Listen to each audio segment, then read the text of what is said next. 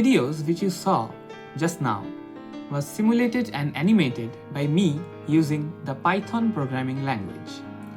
And in this video, I'll show you exactly how I did it. But before diving straight into the coding or the animation part, I think it would be a better idea to first discuss with you briefly about the physics of central force motion and understand the necessary equations. So without wasting any more time, let's start with the video.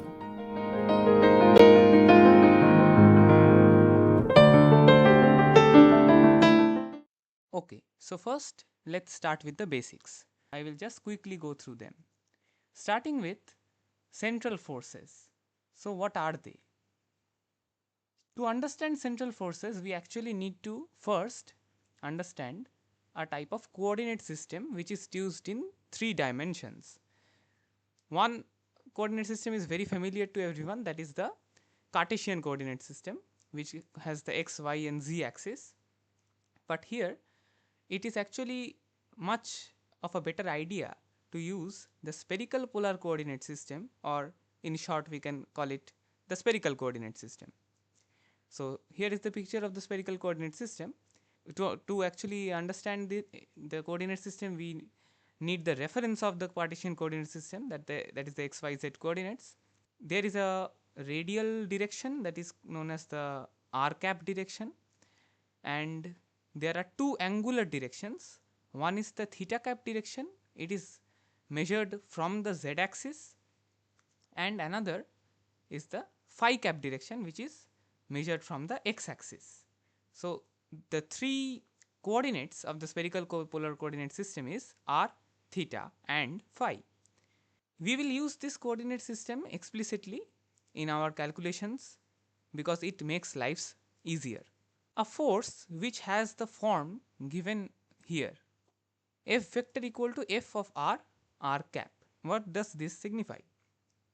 It means that the force is directed along r cap, that is the radial direction. So it is either radially inwards or it might be radially outwards. So it is directed towards the origin sometimes, or sometimes it may be directed away from the origin. But always these two are the options. The force, the vector field, which is the force field, cannot be directed in any other direction. That is the basic definition of a central force. That's number 1. And number 2 criteria for being a central force is that the form, which is known as the functional form of the force, should only contain the coordinate r. It should not contain the other 2 coordinates, that is the theta and phi. Right? So the force should only depend on the radial distance. Right? So if I move in the direction of phi cap or in the direction of theta cap, it should not matter. The force should remain the same. But if I move radially inward or outward, it might increase or decrease. That depends on the function f of r. So these two are the basic definition of central force. So the next thing that we will learn is about the 3 main properties of central forces, which will actually help us a lot. So the first one is that the central forces are conservative. You know that any vector field can be a conservative vector field if this condition is satisfied. What is this condition? It says that the curl of that vector field has to be equal to 0. If the vector field is a force, then we will talk about conservative forces. So for conservative forces, the equation which the field has to satisfy is that the curl has to be 0. And the beauty about central forces is that if the expression for this f vector is of the form f of r, r cap, then we can show very easily that it has to be conservative. That is, the curl of that force will definitely be equal to 0. So you will ask me, what is the big deal if the curl of the force is 0 and the force has become conservative? I want you to remember that there is a very beautiful property that conservative forces hold. That is, we can develop the potential energy function. How will that help us? We don't really have to compute the line integration each time we want to calculate the work done. We will just simply plug in the potential energy, we will take the difference of the potential energy, and that will give us the work done by the central force. You can very easily check whether this form of force, that is F of r cap, which is the central force, whether it is conservative or not. You just need to solve this determinant, then you can very easily show that the curl is 0. So the second most important aspect of central forces is that the angular momentum is conserved.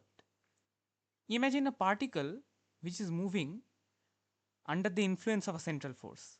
For example, the orbital motion of planets around the sun, or the motion of electron around the nucleus of an atom, if you think about the classical model of an atom. Anyways, so all those motions are motions under central forces. And a very important and interesting concept that comes out of central force motion is that the particle's angular momentum is conserved. How will we prove it? It is very easy to prove it actually. So you take the definition of central forces, that F is some function of r times r cap, or you can write some other function of r times r vector. If you want to change the unit vector to a normal vector, that is the radial vector, you can do that. It's the same thing only. And if you plug in the formula for torque, so what is torque? Torque is simply the moment of force, that is r cross F. You plug it in, and you can prove it very easily that the torque is 0. You are taking the cross product of r vector with itself, and if the torque is 0, then by the definition of angular momentum, the angular momentum also becomes constant. That is, the rate of change of angular momentum becomes 0, so L vector becomes a constant. Both the magnitude and the direction of angular momentum are fixed while the particle is moving under the guidance of a central force. So that's a very interesting thing. Now you will again ask me that what's the big deal about it? That we will get to know after the third point. And here comes the third and the final point. It says that motion under a central force is always confined to a plane. I want you to recall the formula for angular momentum, that is L vector equals r vector cross p vector. And we just now proved that this vector L remains conserved. Now what is r vector? R vector is simply the position vector of the particle which is moving under central forces. You know that it is taken from the origin. And what is the p vector? P vector is the linear momentum vector. We are dealing with classical physics here, so linear momentum vector is mass times velocity. So the direction of p vector is the direction of velocity of the particle. Now can you tell me what is the direction of r vector cross p vector? The direction of r cross p will be perpendicular to both r and p. The angular momentum is perpendicular to the position vector and the momentum vector, linear momentum. Now think about it. If the direction and magnitude of L vector is the same, it is fixed throughout the motion, then what will happen to the position and momentum vectors, r vector and p vector? So they of course they have to change. If L is constant, and if you think that r and p will be the same, they will also be constant. No. See, oh my god, let's not be totally ridiculous, right? The particle is moving under the influence of a force, so of course its position will change. Its position has to change, and along with that its momentum will also change. Linear momentum will also change, because a force is being applied, and forces cause acceleration, and acceleration is change in velocity, so the momentum vector will also change. However, it will change so that the cross product of r and p is constant. And if you think about it, you will definitely understand that the two vectors must remain confined to a particular plane, because only then their cross product will always point perpendicular to the plane. And since the position vector and the momentum vector both are in a single plane, the whole trajectory of the particle will remain in that plane. It will be confined to a plane. The whole motion is governed by the position and velocity. If both of them are in a single plane, then the total motion is also confined to a plane. Now this is a very useful fact. Why? Because this will allow us to shift from a more complicated spherical coordinate system to a much easier plane polar coordinate system, and that will help us a lot in our simulation. Here is a picture of the plane polar coordinate system. This is like a toned down version of the more complicated spherical coordinate system.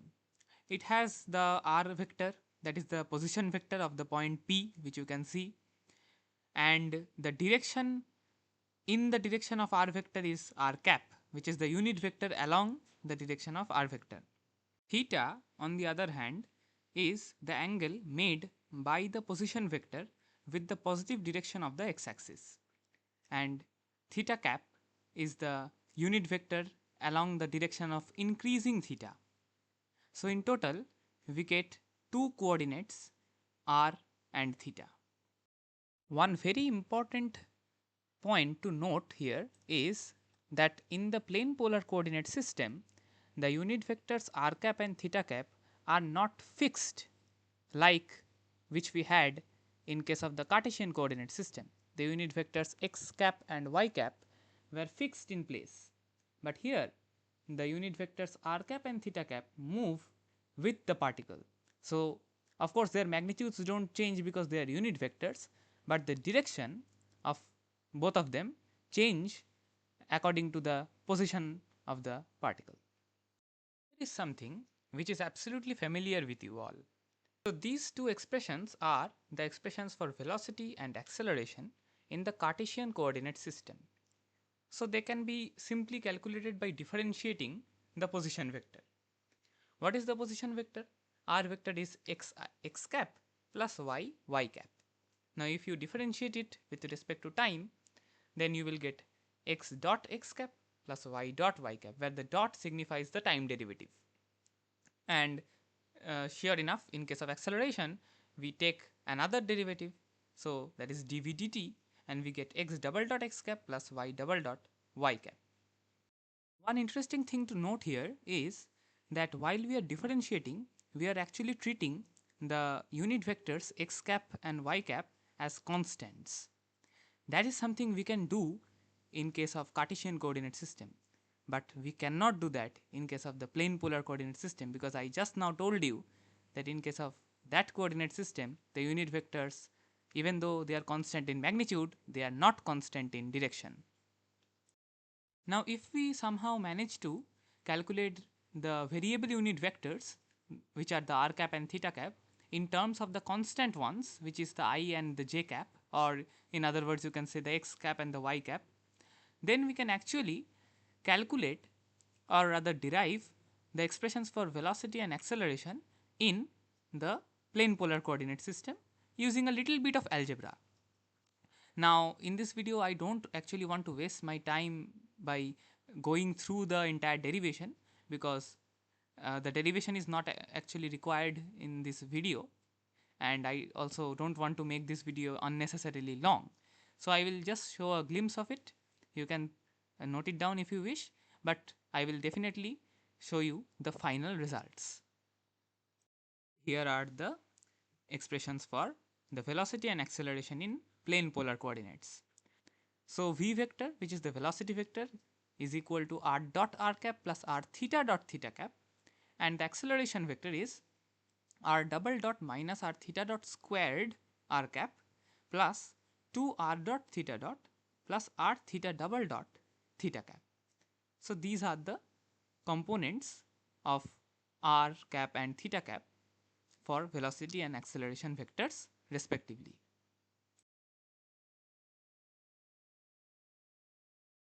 In the program which we are going to code, there we will be actually simulating the gravitational force. So the gravitational force, as you know, is a central force. I want you to look at this diagram which I have drawn. So there are two masses m1 and m2, and there exists a central force between them. So we should not forget Newton's third law of motion, that action and reaction occur in pairs. So m1 attracts m2 and m2 attracts m1 by the force of gravity. Now the question is, how will we analyze this motion of the two masses? You will say that we have Newton's second law, which says the net force is equal to mass times the acceleration, and we know what's the expression for the net force is, which is the force of gravity, which is F equal to minus gm1 m2 by r square r cap. I told that in vector form anyways. So we know the force, we know the masses, and we also know the acceleration. If you remember, we have developed the expression for acceleration in plane polar coordinates. So who is stopping us from applying Newton's second law? The only thing is that from where will I apply the Newton's second law? One thing we can do is that we can place our coordinate system in either of the two masses. What I mean by that? I mean to watch the situation from the perspective of either m1 or m2. Let's suppose m2. So I fit a camera at m2, you can say, or in the language of physics we say that we are watching m1 relative to m2, or we have placed the coordinate system's origin at m2. Now the motion of m1 can be studied, but there is one problem. You can think that we should not apply Newton's second law from the perspective of m2. Why? Because m2 is non-inertial. The frame of reference attached to m2 is accelerated because of course m1 is pulling m2, m2 is also pulling m1. So both of them are accelerating towards each other. So the coordinate system which is attached with m2 is non-inertial, it is accelerated. Then how can we apply Newton's second law from m2? The trick is that we can apply Newton's second law from the perspective of m2 if we actually make a very small assumption, which is true in this case, in our case. That is, we have to assume that there are no external forces being applied on either of the two masses. What I mean by external forces? The forces which are apart from the gravitational force which is involved here. So if the two masses m1 and m2 together, if they form a system, then there should not be any other forces which is coming from outside the system. The only forces which are involved are inside the system, which is the gravitational force. So the gravitational force is the internal force. There should not be any external forces. If we make that assumption, then we can actually derive a very beautiful thing. Again, once again, I won't go into the derivation in detail, so I will just show you. You can pause the video and note it down, or if you don't want to see it and you want to derive it on your own, then it's even better. After taking the assumption, it turns out that we actually can apply Newton's second law from the perspective of either m1 or m2. So in this diagram which you can see, I have kept the origin at m1. We are watching m2 from the perspective of m1, and it seems that we actually can apply Newton's second law, but in a slightly modified way. Instead of the mass m2, we will use a different quantity which is known as mu, and that mu depends on both m1 and m2. It is known as reduced mass, and its expression is given here. 1 by m1 plus 1 by m2 is equal to 1 by mu. So just by replacing the actual mass with the reduced mass, we can very easily apply Newton's second law. So that's why we can simply place one of the masses at the origin and forget about it, while just simply applying the Newton's second law with the modified mass for the other mass works. It gives the same result. This mathematical treatment is known as the reduction of a two body problem to a one body problem, and we will use this, we will take the advantage of this in our simulation. Now it's finally the time to make the differential equation for Python to solve. It's very easy to do. We have already introduced the expression for acceleration in plane polar coordinate system. We need to just multiply it with the reduced mass mu and equate that with the Newton's law of gravitation, which is minus gm1 m2 by r square. One small change here is that instead of m1 and m2, we are taking capital M and small m. By looking at the letters only, you can judge that the capital M mass is bigger than the small m mass, and we are actually trying to put the capital M mass at the origin. So we are going into the perspective of capital M and looking at the mass small m. Newton's law of gravitation changes to minus g capital M small m by r squared r cap, and we will equate that with the expression for acceleration multiplied by the reduced mass mu. The next step is to just simply equate the radial and angular components, and you will get these two separate equations. Just for coding convenience, we would do two variable substitutions, which you can see here. That is r dot, which is the time derivative of r, we will call it u, and theta dot, which is the time derivative of theta, we will call it v.